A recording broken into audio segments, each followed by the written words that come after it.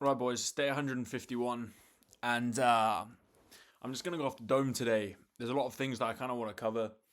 Well, not actually too much, so it's more just gonna like I'll just say. So everything that I'm doing at the moment, it's all on the table for me to kind of like grab and bring into fruition. Simply put, there's a lot of things going for me at the moment, like in various different areas of work and stuff in that regard. And honestly, I just need to kind of like step up my game. Not that I haven't been working hard, but step up my game even more and bring it into fruition as quickly as possible. But obviously, not rush it to an extent that I don't do as good a job as I could as I could. Right. So there's a balance, but it's like splitting it down into singular tasks. I do one, make sure that's finished. Then you go into the next phase. Then you go into the next phase. Because if you're trying to do everything at once, you're just going to forget stuff. Stuff's not going to get done as optimally, and it's going to end up taking longer than it would if you just do one thing at a time in order of priority and what needs doing first, second, third, etc. Now, that's where I'm at. Um, yeah, that's where I'm at in regards to life, and yeah, I mean, as I say, I'm going to France at the end of the month. So before then, when I've got access to my PC, my webcam, obviously this isn't the webcam. This is my laptop's webcam, so it's nowhere near as good. Um, I've got access to my webcam and stuff. I want to record everything that I need to record in advance. I need to get everything scripted. I need to get everything planned out on what's going to be recorded, what value I'm going to bring, how I'm going to articulate it when I'm talking, think key points to mention, and then obviously marketing aspects and everything to like incentivize people to buy and reaching this correct audience. And you're probably thinking, what is this guy talking about? Well, there's many things that I'm doing right now in regards to just work, but this is one project that I'm putting a lot of time into at the moment, and you're going to see what it is in the next few weeks. Uh, so I'm just working on getting the final product perfect before we actually release it. So you're going to see it when it's released, and you'll understand what it is. But I don't want to talk about it until it's done. I don't really like talking about things before they have been brought into fruition. It's the same thing with many things in life. I don't like talking about I'll say it again. I don't like talking about things before I bring them into fruition, before they actually like exist. I don't like talking about them. It's the same with the girl, right? There's no you dig yourself a hole because you're talking to this girl, you really like them, and you like them so much that you're like, oh yeah, you start telling your parents, you start telling your friends, you start telling everyone, and then you go on a date with them or whatever happens, and then you end up not talking to them, and then everyone starts asking you about this girl that you've been talking about, and then you've got to dig yourself out of the hole that you've dug yourself by saying, oh, this girl's really nice, yeah, yeah, and then you've got to explain to them, oh, it wasn't good. So it's better to just keep things private, and when it's time for them to go public, they go public. But until that point, there's no point talking about it. So I'm just focused on getting everything like perfect, getting it out, and once it's out, then of course I'm just going to be talking about it relentlessly because it's going to take up a good amount of my life and the time that I spend doing things. So there's that. Now, there's another thing I wanted to talk on, and I haven't really talked about this throughout any of these videos, uh, any of the videos on the channel. And you're probably thinking, what is this guy talking about?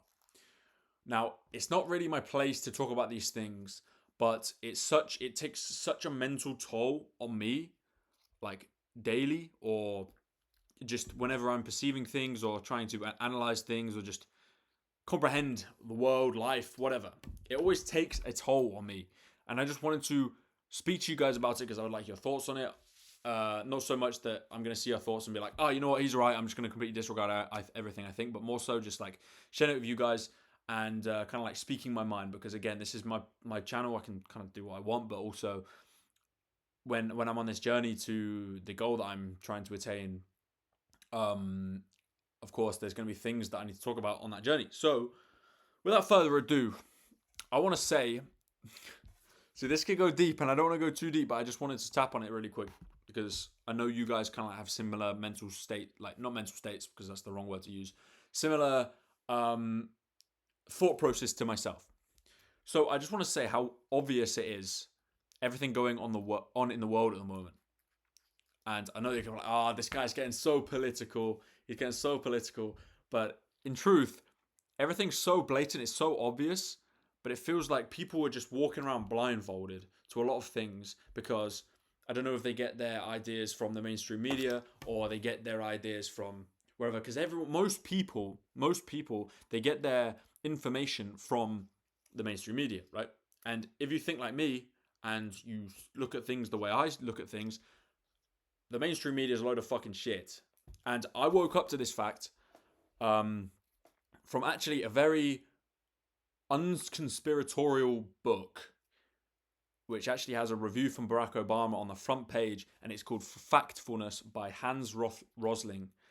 Hans and Ola Rosling. I've read it. It was so good. I remember reading it it was like a year ago now, 2 years ago, and it really just kind of like woke me up to a lot of things. More so, the main thing that kind of stuck to me throughout the book and has kind of just stuck with me since is the principles of the news and how they make their money, and also the way that everything in the news is negative because everything that's negative creates a shock factor and in turn gets them more views and gets them stuff. Because if they're just talking about positive stuff, no one's really that interested, you know? But if you can scare the population and put them in fear and be like, oh, we could be having a nuclear war, we could be going to war, we could be having this new pandemic. It turns out if you eat sausages, you're going to get breast cancer. It turns out if you do this, you're going to get this. It turns out if you eat red meat, you're going to start dying sooner. First of all, a lot of it's fucking bullshit. See, this is what I mean. This could go deep. First of all, it's a lot of bullshit. Second of all,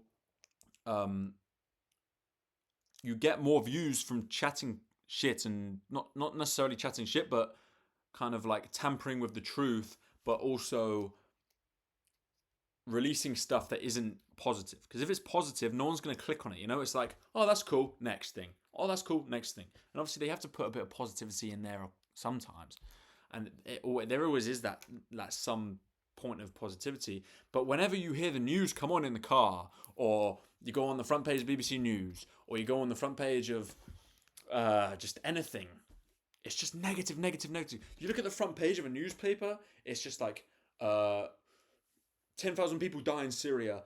Man does this in Liverpool. Man kills 5 people in Nottingham. Man does this. Man does this. This person's dying. This person stabbed people in France. This person did this. There's a load of war going on here.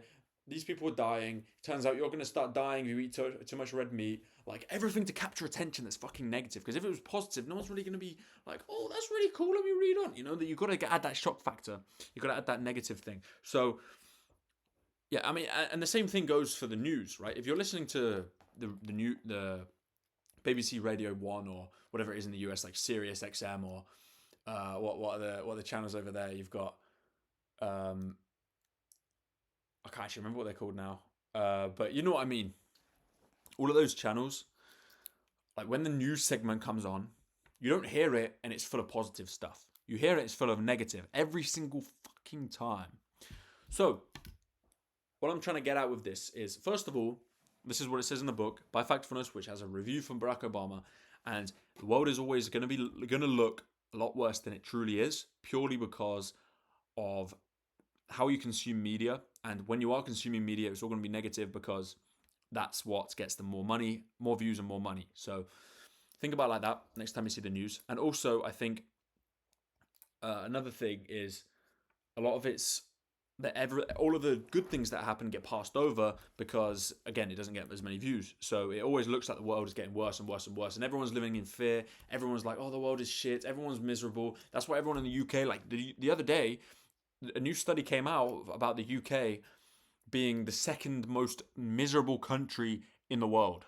And I don't know about you, but you look at me, I don't look that miserable because I'm not. I'm actually quite grateful for that, like to not be miserable. I kind of like have a very positive light about life, about the way I do things, the way I perceive things, the way I kind of like go about my life. I try and enjoy it as best as I can. So I don't think I really add to that demographic, but I can completely understand this because, first of all, the governments are just fucking shit. Second of all the houses look awful unless you go to the Cotswolds. Like it's just so grey and bland. There's nothing architecturally nice in the whole country, really. in the Cotswolds area, you got Bath, you got Bristol. Like some areas are nice, right? You got Oxford, etc. But on the whole, you go to like Manchester, Salford, Birmingham, anywhere in the UK, it's just so awful. It's just so bland and so like grey and characterless. And it really doesn't surprise me because the way that the average person in the UK thinks, and I don't want to like talk as if I'm above everyone, but I think the only reason I'm above everyone in that regard, and I know, again, I'm not saying that, but mentally, is because I perceive stuff in a different light because I've read certain things and I just don't get the point of just living in constant fear and reading constant negatives. And there's no point. I just try and stay away from it. But all these people they were like conversing about the news and how the world is bad, and if you step out of line you're like, no, Ollie should go to university, you shouldn't really take risks because if you take risks then this could happen and then this could happen and then this could happen, and Ollie, yeah, I wouldn't do that, Ollie. And then no one's afraid to actually leave their hometown in regards to like mentally. Everyone's just sat in the same fucking mental state, and if they leave it, everyone talks against them. So it's them against the world. And I guess that's the same in a lot of other countries. I know a lot of countries, especially even in the East, they're very like strict on their people, on their sons. They're like, I want you to be a doctor. I want you to do this. I want you to do this. But here, it's just like every time you do something that's out of line or like almost goes above everyone else, or kind of makes you be perceived as like, oh, Ollie, you're trying to be better than us. Ollie, you've changed. Ollie, you've done this. Ollie, you've done this. Whatever. Everyone just like talks you down on it. And if you don't have the mental state to kind of like do those things and just fucking ignore everyone, then you just get put down. And it's just miserable. Like, it's just constant shit. The shitty weather, there's no sun, it's cold, everyone's just negative all the time. Like, bro, I genuinely, I want to leave this country so bad. Like, obviously when I leave, I'm disregarding certain things, and I'll look back and I'll be like, you know what, this is actually all right, maybe. But right now, I'm just like, I don't get the perks of living in this country because there's just no real perks opposed to going somewhere else where there's cheaper living, there's cheaper housing. You're not getting fucked on gas prices. You're not getting fucked on taxes. You haven't got shitty laws. You haven't got a government who can't fix potholes. You haven't got a government that allow gang violence and don't do anything about it. And then implement all of these laws because the world's gonna be hotter than the fucking fireplace in front of me within the next 5 years, and everyone's gonna start dying. And then there might be another pandemic, so you gotta worry about that. And then there's misinformation that you've all got to worry about. It's like, bro, it's so bad. So I'm just like, all this shit's going on. What am I gonna do about it? Right now, I'm not in a position to do anything about it. So what am I gonna do instead? I just completely ignore it, or I kind of do as much as I can to kind of like stand above it and say something about it, rather than just being here like a bitch and just sitting there like, yeah, cool, cool, and then just so.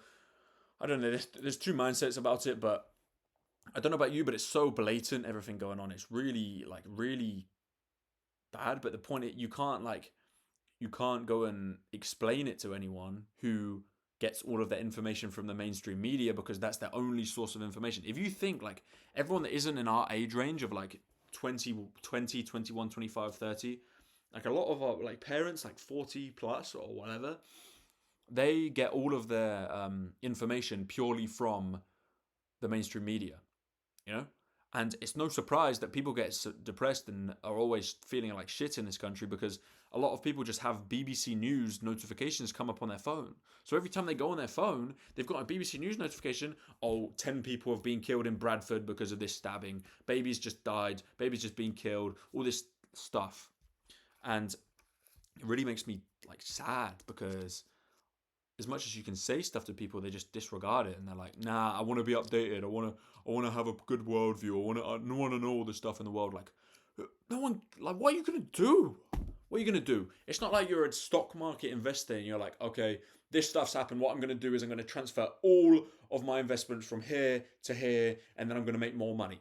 It's not like that. You just sit there and just take in all this shitty information, like just sat there like this, like yeah, and then everything just keeps coming in your head, coming in your head, coming in your head. And you just and you just feel like shit because you just all this stuff's coming in your subconscious mind, and everything is just making you sad, and it's just like, bro, fucking wake up, Jesus Christ.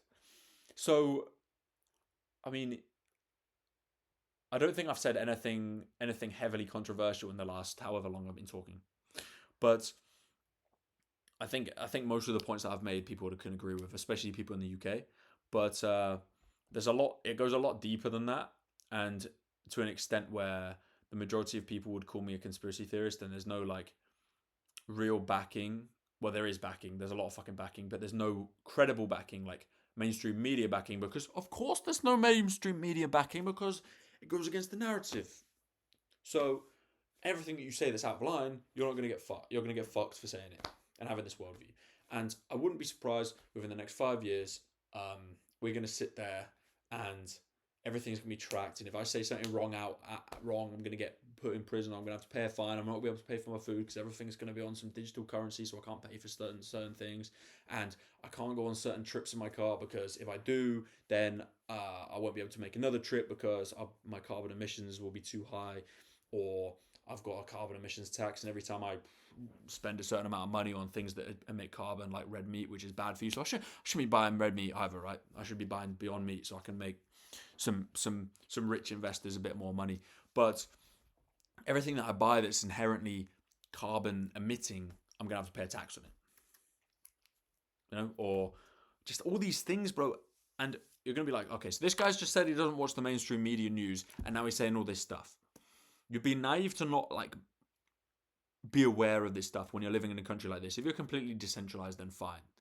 But it's quite hard to avoid this stuff. And another thing I want to say is if you're living if Twitter didn't exist, I saw this earlier, it was like a Joe Rogan clip or something. If Twitter didn't exist, we'd be so fucked, bro. Like genuinely, I think Twitter is the last like platform of free speech. Yeah, you have Reddit. Yeah, you have, but it's like no one gives a shit about Reddit. I've never used Reddit in my life. So you have all of these Instagram, Facebook, uh, whatever, and it's so easy to just get like banned on Threads and banned on Instagram for saying one thing out of line or saying something like I saw a thing earlier where this guy who was like a politician or something in one country or another, and he's now being put in prison for a year for sending some memes in a group chat. No, I don't know if they've misinterpreted it, because it's like that story. It's like when you're in school and you have a kid who like one of those people, one of those absolute pricks. You think they're the coolest guy in school, and then all the girls overall, and they get told off, and then their side of the story is like, I wasn't doing anything. The teacher just like sent me out. I was just like sat there doing my work and sent me out. That's what their perspective is. But in truth, I mean, they were probably sat there talking to their friends on their phone, shouting at the teacher, just being an absolute fucking prick. So like, there's two sides to a story. But this is what I saw. This person got put in prison for a year for sending memes in a group chat. Now, if you can't, if you don't, if that doesn't worry you, if that is true, first of all, because I haven't gone in depth in it, I just saw it. If that is true, first of all, that should like worry us, because if free speech goes and nothing, like what are we gonna do? It's just like these people can say everything, whatever they want. If we agree with them, cool, yeah, we can live. If we say anything that's out of line of what they say, then, and by they I mean the mainstream media or the governments or whatever. If we say anything out of line, we're gonna get fucked. Like that guy's probably said something, I don't know, racist, homophobic, like something that's controversial, and has been in prison for it. And if he's done nothing on those words, I don't understand why you would get in prison for simply just stating your opinion. I think all opinions should be inherently allowed. Yes, some we're not going to agree with, some are going to be completely extreme, but if we just start like killing off everyone that we don't agree with, or the people who own the platforms don't agree with, then what are we going to come to? It's just going to be sat saying exactly what they say, and if we don't say that, then there's no freedom. We're losing freedom slowly, or quickly, slowly, whatever. But I don't know about you, but it's just so blatant. Like, it really pisses me off, and I feel like if we don't like do something about it, again, you're going to call me so naive. A lot of people are going to call me naive. I really don't care at this point, because it's day 150, and I'd much rather talk about it than just like not. So yeah. I mean, first of all, the food supply is fucking shit. They're banning all farmers from cooking food. and now there's tons of protests across Europe with farmers fighting for their laws and rights and abilities to do things. Um, yeah, like all the foods in the current supply are just full of shit. They're full of seed oils. Raw milk is banned, even though it's the best thing for you. Everything's processed. Everything's pasteurized. Everything's incredibly sanitary. Everything is just full of shit. And if you look at the charts, everything as soon as seed oils started coming into production in like the 1960s, seed oils being rapeseed oil, sunflower oil, canola oil, uh, everything like that. Sunflower oil, I think I said that, but corn oil, etc. Obesity levels have like increased so much, and again, it's just down to like opinion, but I think seed oils are one of the like culprits of the obesity crisis. And you're probably looking at me like this guy's fat as well. Believe it or not, I mean, I don't know. I'm trying to make a joke, but I fucked it up. Anyway, yeah. So there's that, and there's so many different things that I could kind of like talk on, but I think you've got to be incredibly naive to not realize these things going on. Like it's just so blatant, really. Like if you just gotta looking like a person trying to make money shoots, you just gotta follow the money, but and that's where you can like work stuff out. But if you sit there and you think, okay, so I want to make money off the population buying food. How am I going to do that? Okay, I'm going to say one thing's bad and create a problem, and then I'm going to provide the solution to that. And the solution I'm going to put a lot of money into, and then focus on the marketing, and then get a load of money from selling it. So you create the problem, which is red meat is really bad for you. Stop eating red meat, and then you provide the solution. Buy our Beyond Burgers. They're so much better for you. They're not. They've got all these crazy things and they don't give you high blood pressure. They don't raise your cholesterol. They're really good for you. Buy these instead. Of course, when the people listen to the people that are credible, of course, those people are going to listen to that information and buy that stuff. So it's just a never-ending, like, proven cycle that works. It's always going to work. Yeah, I just want to get this stuff on the internet and like just to I don't know, like it would just kind of feel better off my chest because I kind of keep it to myself because again, I can't really speak to my parents about it too much because again, they don't consume anything other than mainstream media, especially my dad. So again, this is a very controversial topic and people are going to disagree with me. Of course they are. And if everyone agreed with everyone, then if everyone would if everyone agreed with everyone, then where would be the fun in life, you know? It would just be boring. So yeah, yeah, it's just so blatant, all of it. Like, it really just angers me.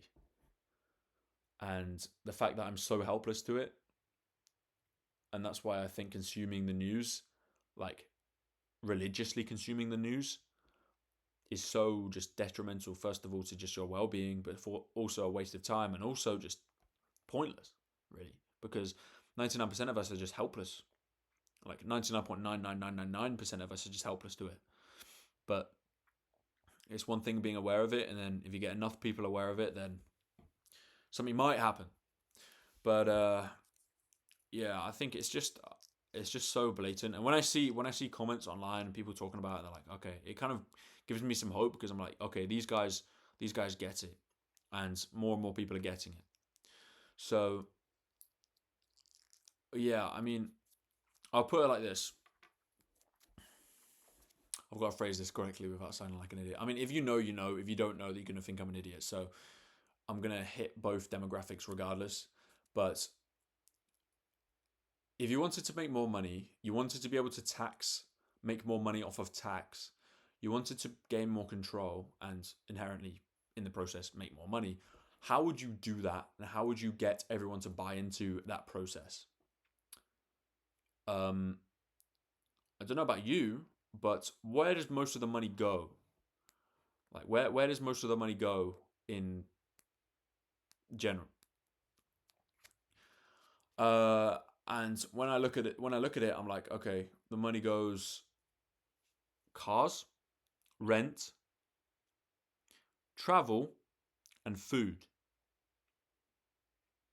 So, how do you create an ecosystem where you can tax and make more money off of those systems? You create a problem and then you offer the solution. It's the same with any business model ever. You can either offer free value and create a solution up front, and then you can gain the trust. And then with that, you then create a new problem, which you then provide the solution to. For example, you go into a house and you have you go into a house or knock on someone's door and you go in the house, and what you're offering to them is we're just checking for cockroaches. We're checking for cockroaches, just bugs in your house, because we've noticed there's a big like cockroach thing in the area right now. And with that, you go in there and you check the house. Now, there's one of two outcomes. There's two outcomes here. You can either have a house with a load of termites, whatever, maggots, whatever you want to call it, the house is full of them, or the house has none. But regardless, there is a problem that you have given them, you've informed them of a problem, and then you have a solution to both of the possible outcomes. Again, you either have a house with no maggots, no termites, no centipedes, like none of these little bugs that are going to ruin the house, or you have a house that has a load of them in.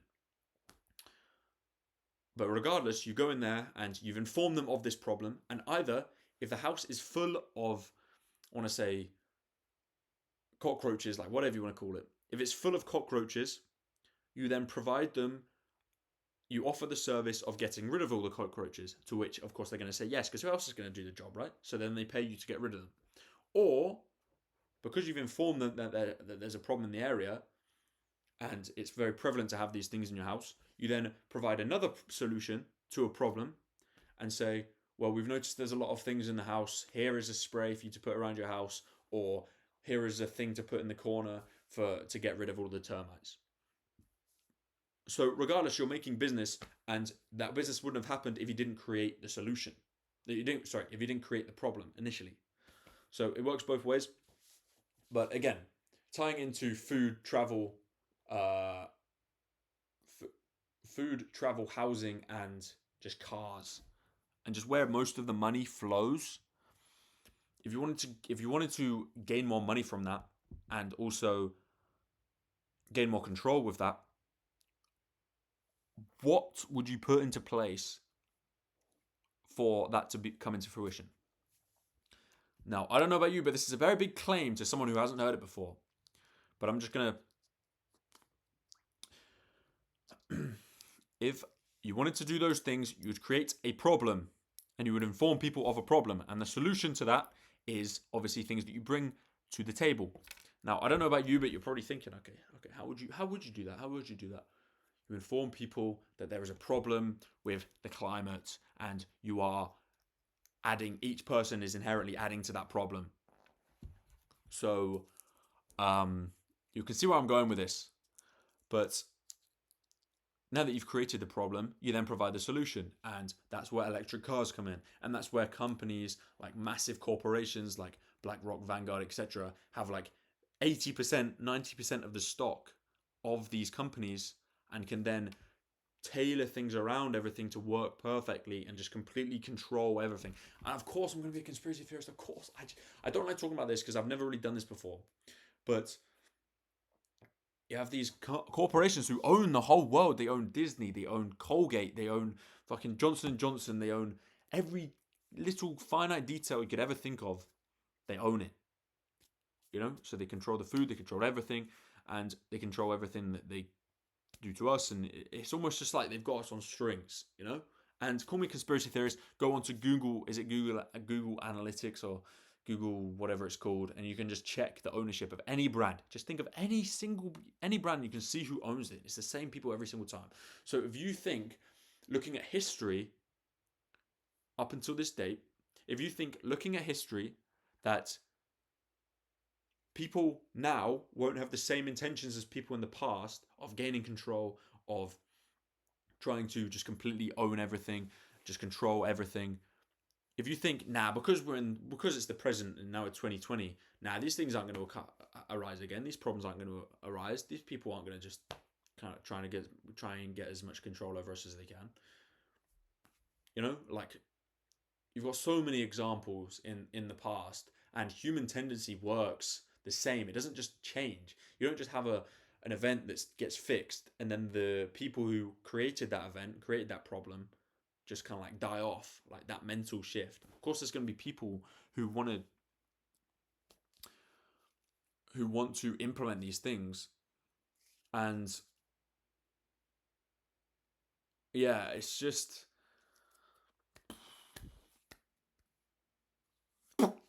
like history doesn't change. It does change, but the tendencies of human nature are always going to stay the same.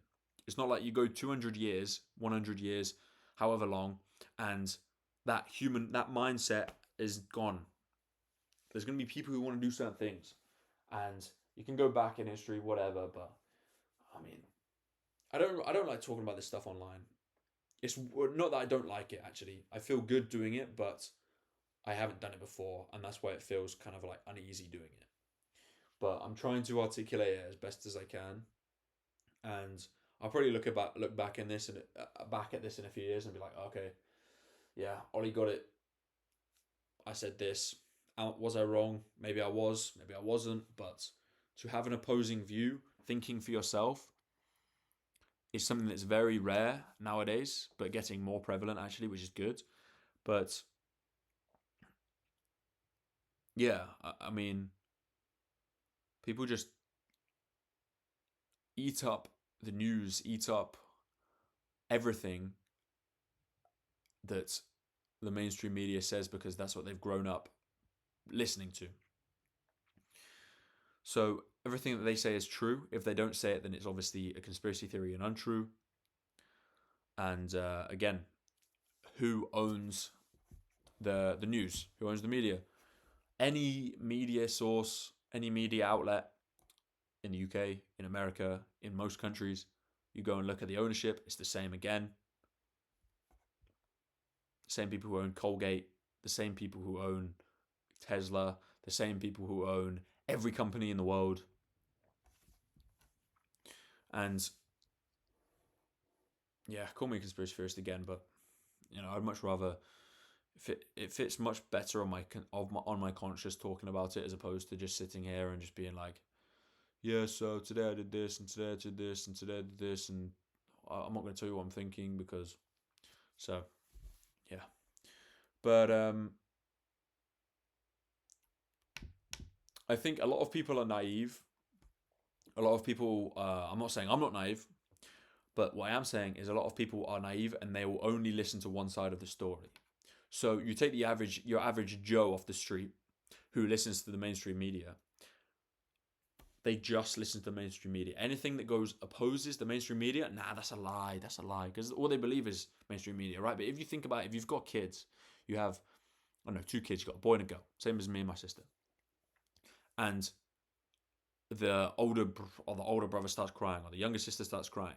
You don't go and listen to just like, all right, let me just explain this. So we've got the younger sister starts crying and the older brother isn't crying.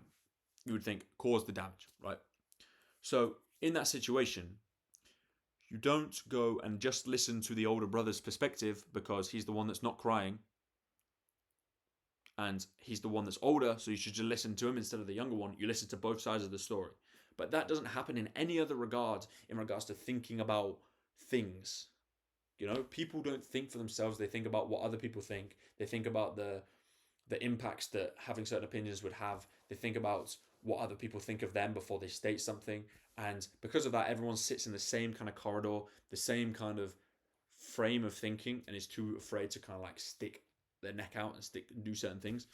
But when there's ever something happening, you've got to look at both sides of the story.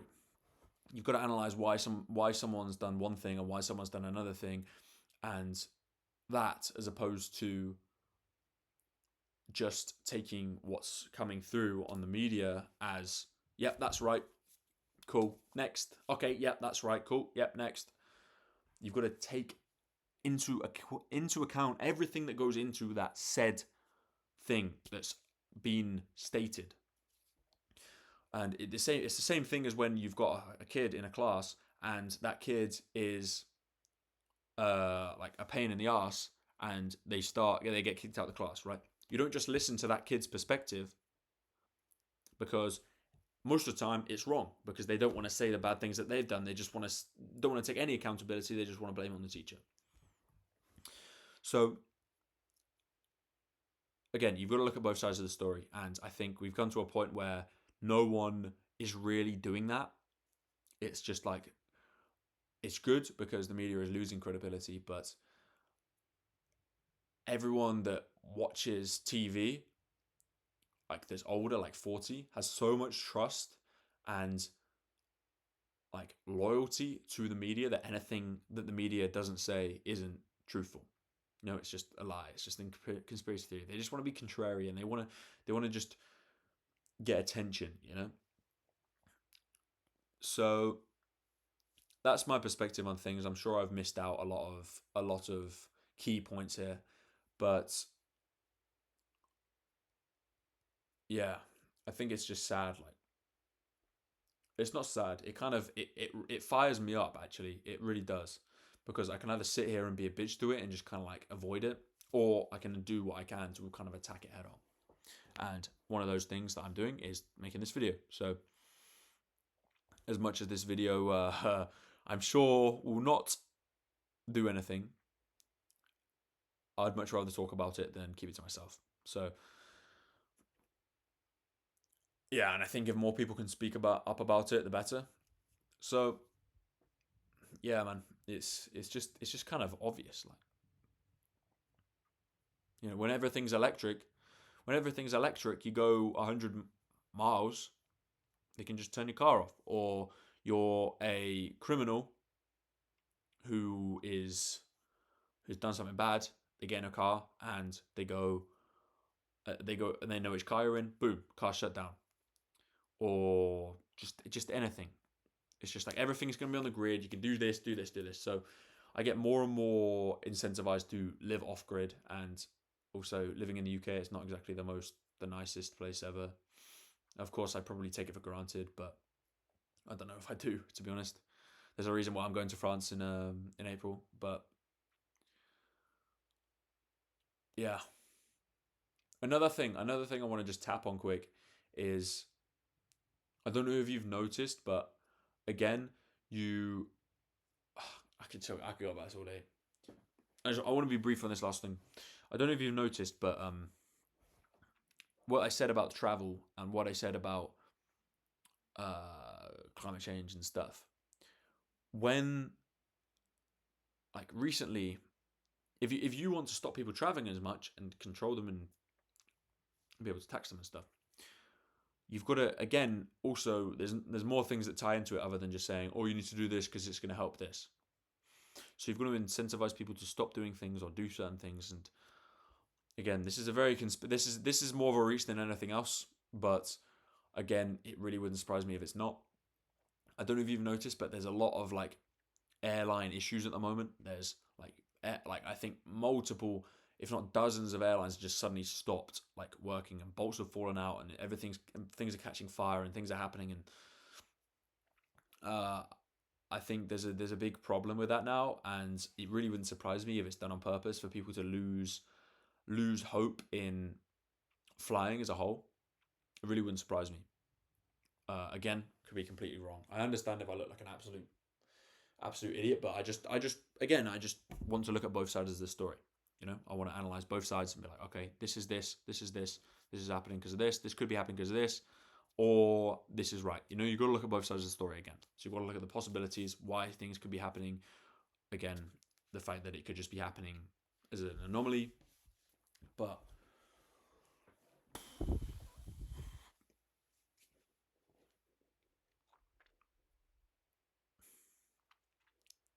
yeah. So with that being said, there's a lot more things that tie into this, like like destroying the family unit, and all this stuff. Like, I don't know, man. I'm sure a lot of you will resonate with me. I'm sure a lot of you will understand what I'm talking about. A lot of people, it will be so like abnormal for me to say stuff like this. You're like, what the fuck is this guy waffling about? And I get that. But again, once upon a time, I was a person who was donating £15 of their money to this thing that offset my carbon footprint every month. So I've been on both sides of the spectrum. It's literally spending £15 on this thing to offset every single bit of carbon that I emitted. And now I've gone from that to seeing the whole different perspective, and I've seen both sides. I've been at the extremes of both sides. I'm like, this one makes more sense in my head. I'm on this side. So until, yeah, there's a lot of things that go into this, but you just got to look at both sides and understand that the news is first of all pushes a narrative because it's owned by certain people, but also the fact that the news gets the majority of its money from negative news. So the majority of stuff that you see on the news is negative, and you're not going to be able to do anything about it. So I just don't see any feasible reason for you to sit there listening to it daily, as hoping that something crazy happens that is going to make you happy and make you not live in fear anymore and actually be content with your life and not have to worry about things. Because sadly, it's not going to happen, because there's no VE day coming in the next few months. So yeah, with that said, that's me talking my mind for the last 41 minutes.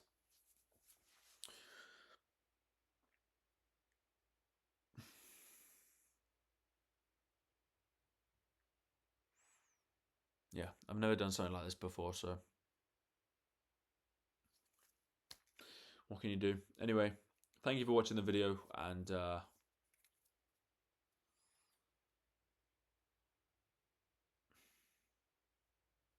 feel like there's something else I want to say, but I don't know what it is. You get the point. Just look at both sides next time you see something. Don't just take it for granted, and yeah, think for yourself. That's what I'll say. Just think for yourself. All right. Anyway, with that said, thank you for watching the video, and I will see you tomorrow night. Damn this. Okay. Cheers, boys. See you tomorrow night.